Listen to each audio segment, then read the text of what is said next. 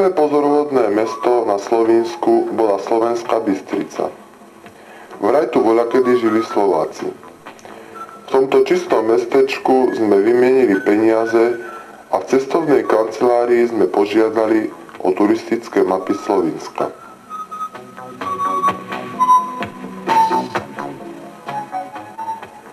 Opúšťame dubové lesy údolia Drávy a vpredu sa dvíha pohorie Kozia, ktoré vo svojom lone skrýva Čierne jazero. Hoci serpentíny na Štrkovej ceste dali vozu zabrať, prvá horská turistika sa vydarila. Prekvapivé bolo, že názov Čierne jazero nie je náhodný. Jeho farba bola spôsobená rašelinovým podkladom. Kúpanie v ňom bolo pre nás otužilých Oravcov síce príjemné, ale zmocnil sa nás pocit neistoty, lebo sme si nedovideli ani na nohy.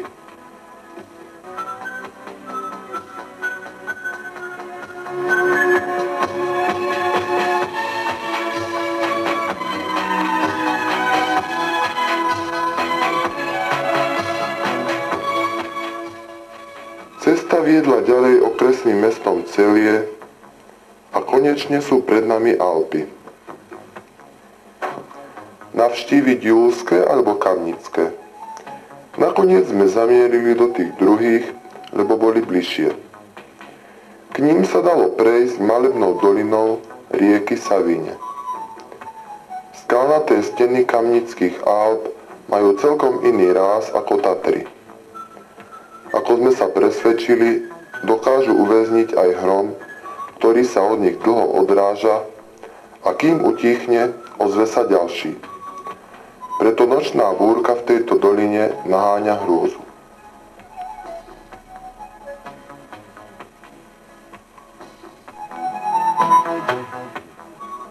Za to ráno je tu príjemné, svieži vzduch človeka hneď prebudí z malátnosti a dá mu síl na túru.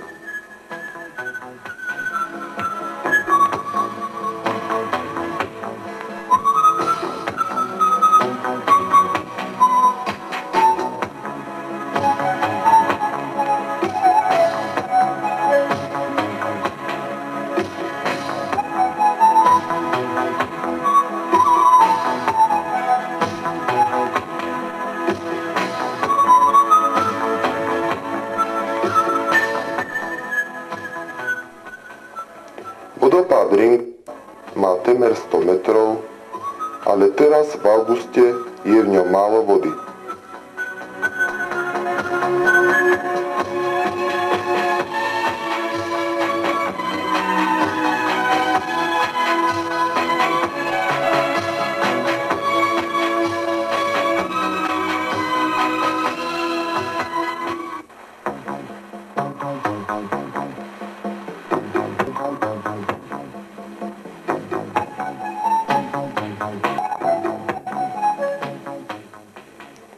Ešte krajší pohľad naň poskytne orlie hniezdo postavené na strmom brale.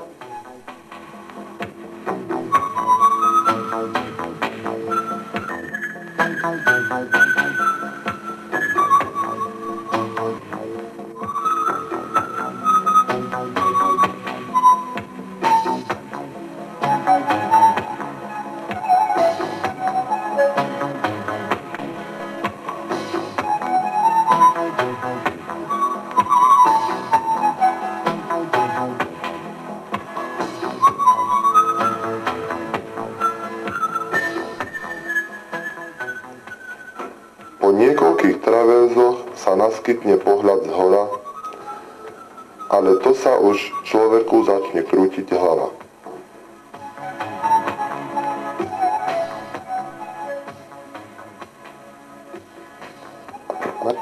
Najvyšší bod našej túry je chata vo výške 1378 metrov nad morom. Odtiaľto sa rozvetvujú horolezecké túry, ktoré majú asi 8 hodín. Pár kilometrov odtiaľto sa tiahne hrebeň, tvoriaci štátnu hranicu s Rakúskom. Najvyšší štít Kamnických Alp, Grintavec, už konkuruje svojou výškou 2558 metrov našim tatranským velikánom.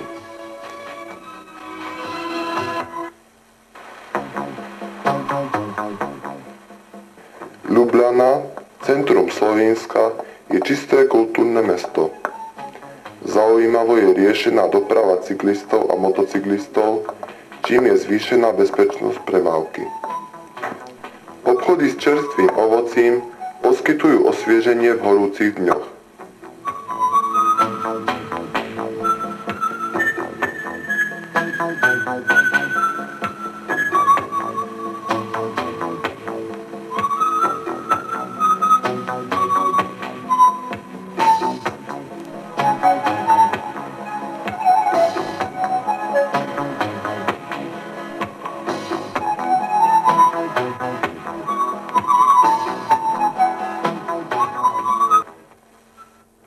Z Ljubljany do Postojnej vedie perfektná diaľnica s tlom. Je známa v celej Európe, lebo 27 km dostupných tunelov ju robí jednou z najväčších a najlepšie dostupných európskych jaskýň. Od roku 1918 do dnes ju navštívilo vyše 22 miliónov návštevníkov. Turisti si môžu vybrať sprievodcu zo 6 jazykov. Úrovni jaskyne zodpovedá aj cena vstupenky. V prepočte asi 200 korún. Dopravu zabezpečuje elektrický vláčik.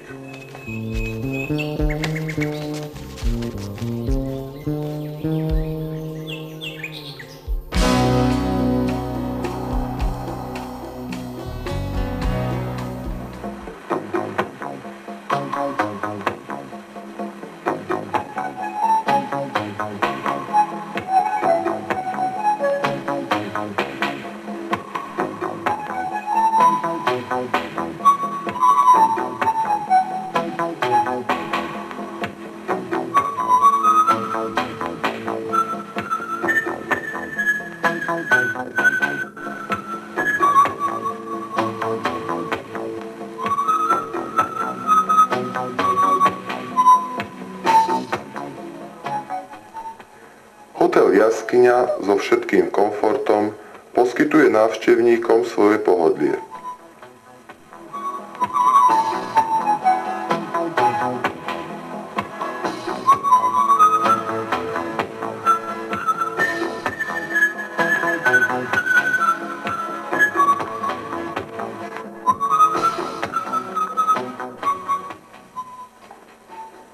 ...70 km južne sa nachádza známe letovisko Opatija, ktorá už patrí Chorvátskej federatívnej republike.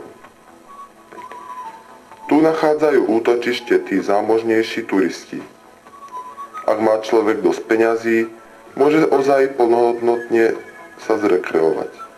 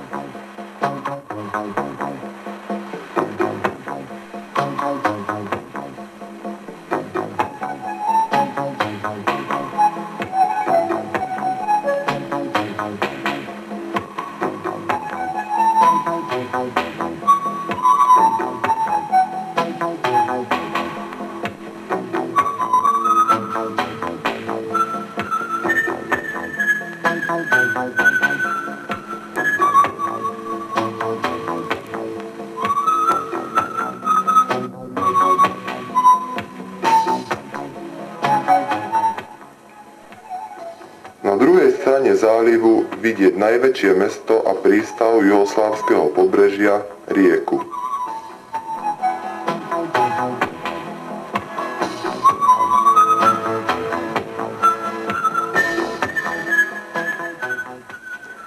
Cesta autom po juhoslávskom pobreží je fascinujúca, ale aj nebezpečná. V malebnom zálive mestečko Bakar.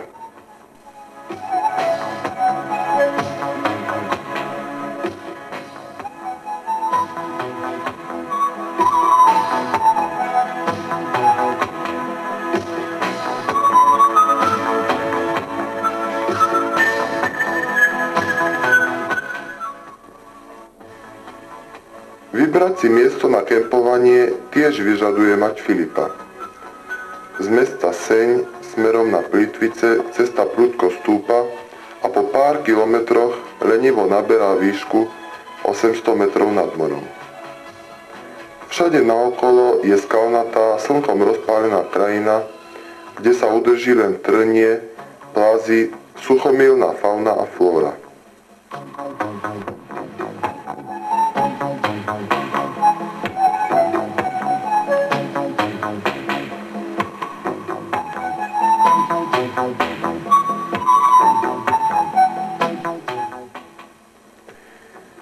Šibenik, starobilé mesto v zálive rieky Krky s polosladkou vodou, do ktorého už po staročia mieria lode zo všetkých končín Stredomoria. Vplyvy Rímskej ríše tu badať aj dnes. Kamenné stavby, úzke uličky, to všetko robí jadranské mestá pútavými a navádza im historickú atmosféru. Neďaleko sú kaskády rieky Krky.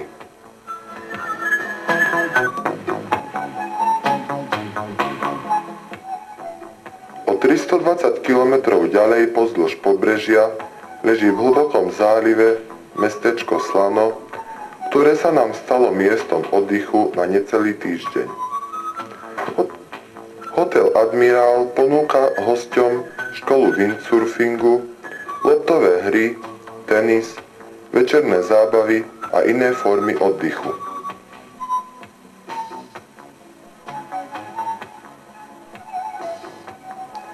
Aj v noci tu vládne čulý ruch. V sadoch s kamennými múrmi rastú figy, granátové jablká, citrusy, hrozno a krásne ruže.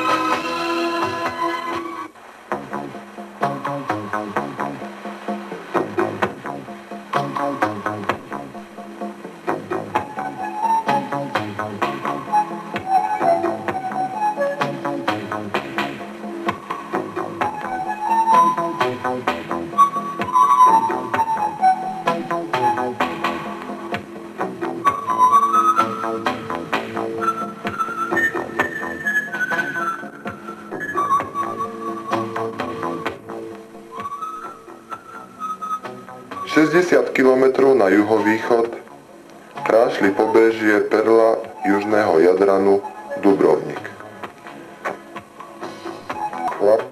Pláca, centrálna ulica Starého mesta, ktorá sa tiahne od Onofrievovej fontány po kostol svätého Vlaha.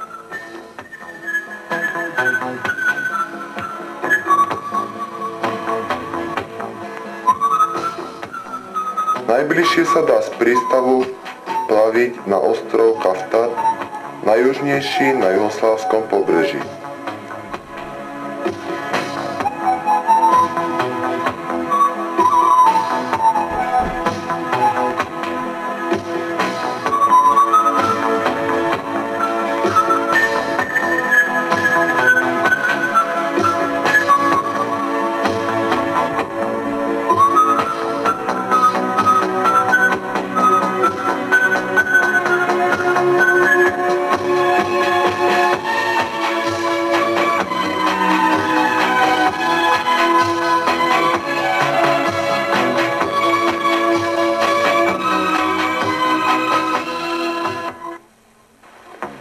Sedačková lanovka umožní turistom nezabudnutelný pohľad na mesto z výšky.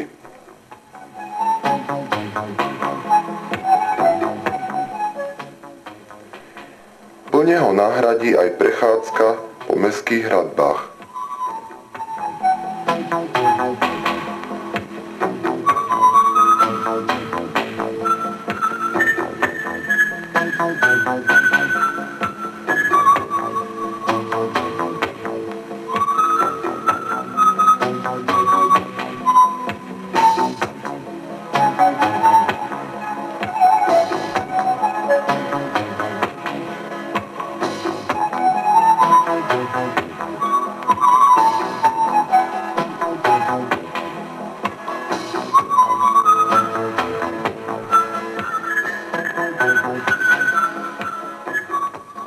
Mostar, centrum Hercegoviny, má silný orientálny ráz. Z mosta cez Neretvu skáču z 20-metrovej výšky turistami platení mladíci. Týmto pohľadom končíme naše putovanie po Juhoslávii.